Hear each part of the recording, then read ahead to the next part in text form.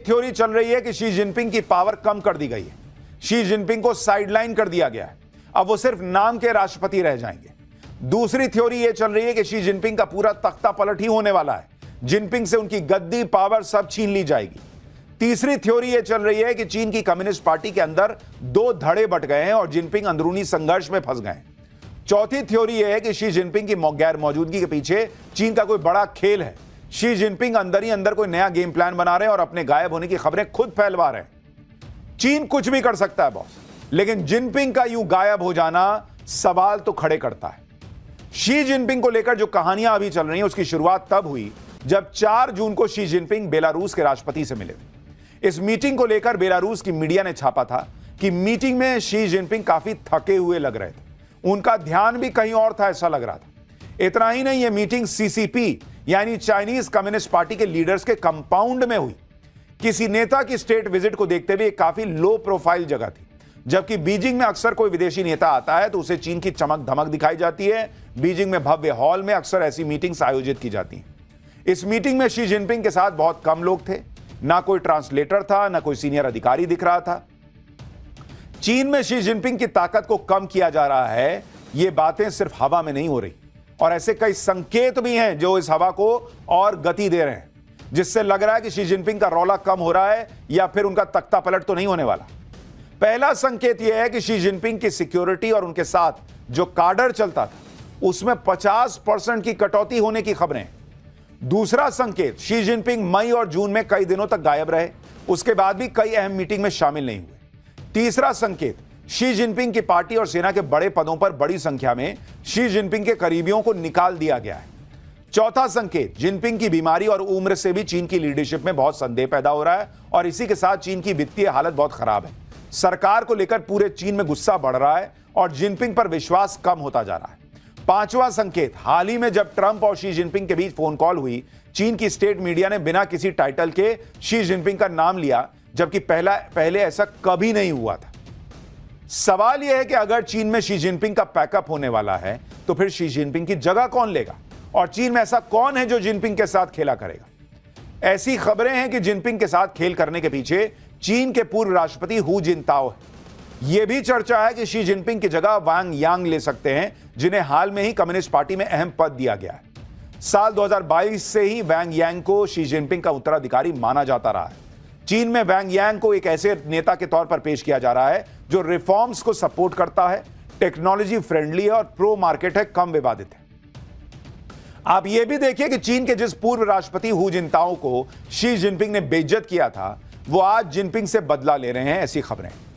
आपको साल 2022 का एक वीडियो दिखाता हूं जिसमें साल 2003 से 2013 तक चीन के पूर्व राष्ट्रपति रहे हु जिनताओ को चाइनीज कम्युनिस्ट पार्टी की बैठक से उठाकर देखिए कैसे बाहर कर दिया गया था।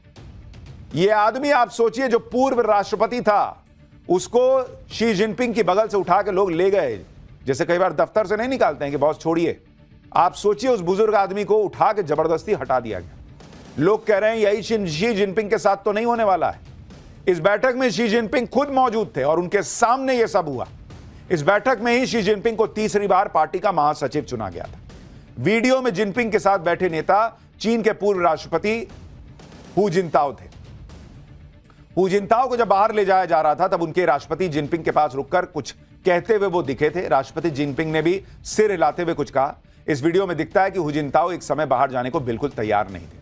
तब इस वीडियो को शी जिनपिंग की बढ़ती ताकत का एक नमूना माना गया था। यह सब जिनपिंग के इशारे पर हुआ था।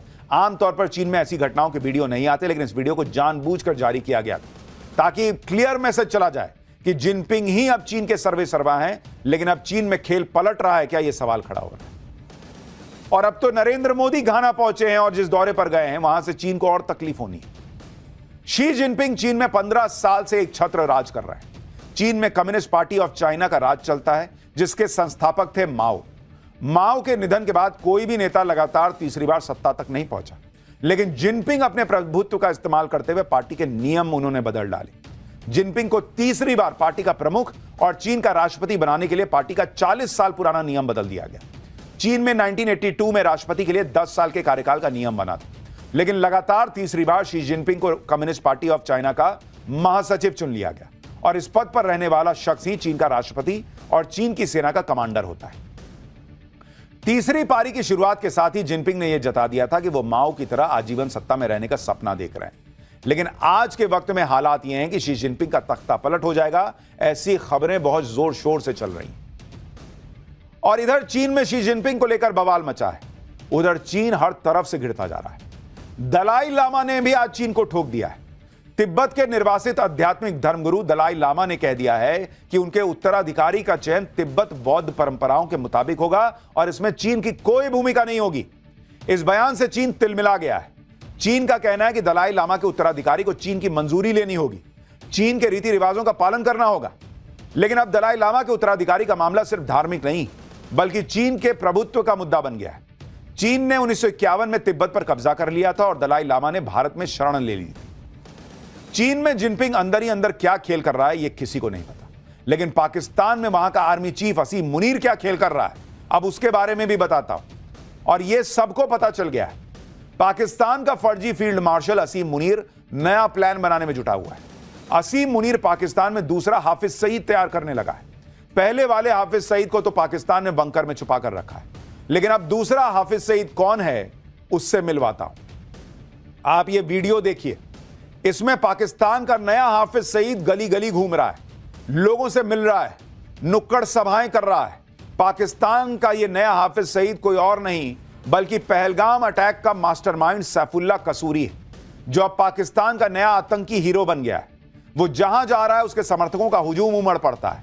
एक जमाने में यही हाफिज सईद के साथ होता था। पाकिस्तान की सेना हाफिज सईद को इसी तरीके से नेता टाइप दिखाने का प्रयास करती थी, लोगों के बीच जाता था, आतंकी बनाता था।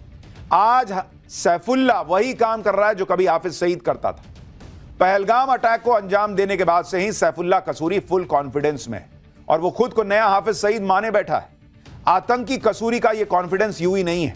सूत्रों के मुताबिक आर्मी चीफ असीम मुनीर ने कसूरी को पहलगाम अटैक के इनाम के तौर पर लश्कर का नया चीफ बनाने का वादा कर दिया है। इसके बाद आतंकी सैफुल्लाह कसूरी ने लश्कर तैयबा में हाफिज सईद की पोजीशन लेना शुरू भी कर दिया है। इतना ही नहीं, हाफिज सईद की पॉलिटिकल पार्टी पर भी अब सैफुल्लाह कसूरी का पूरा कंट्रोल बढ़ रहा है। यानी धीरे धीरे ऐसा लग रहा है कि हाफिज सईद को पाकिस्तान की सेना ही निपटा दे रही है, क्योंकि उनको लग रहा है कि भाई हाफिज सईद बहुत फायदे का रहा नहीं। सैफुल्लाह ये नया माल लेके आए हैं जो नए तरीके से आतंकी तैयार करता है। सैफुल्लाह कसूरी ने खुद को लश्कर तैयबा में चीफ के तौर पर खुद को प्रोजेक्ट करना शुरू भी कर दिया है। वो अब पाकिस्तान में अपनी पॉलिटिकल ब्रांड बिल्डिंग शुरू कर चुका है और यह तब हो रहा है जब 2 दिन पहले ही असीम मुनीर ने भारत के खिलाफ एक बार फिर वैसा ही जहर उगला है जैसा पहलगाम अटैक से ठीक पहले उगला था। इसलिए आशंका तो जताई जा रही है कि पाकिस्तान में एक बार फिर फौज और आतंकवादियों ने मिलकर भारत के खिलाफ साजिश रचनी शुरू कर दी है, क्योंकि सैफुल्लाह कसूरी और मुनीर की बॉन्डिंग तो पहलगाम अटैक के दौरान दिखाई दे दी थी। आतंकी कसूरी ने खुद कबूल किया था कि उसे पाकिस्तानी फौज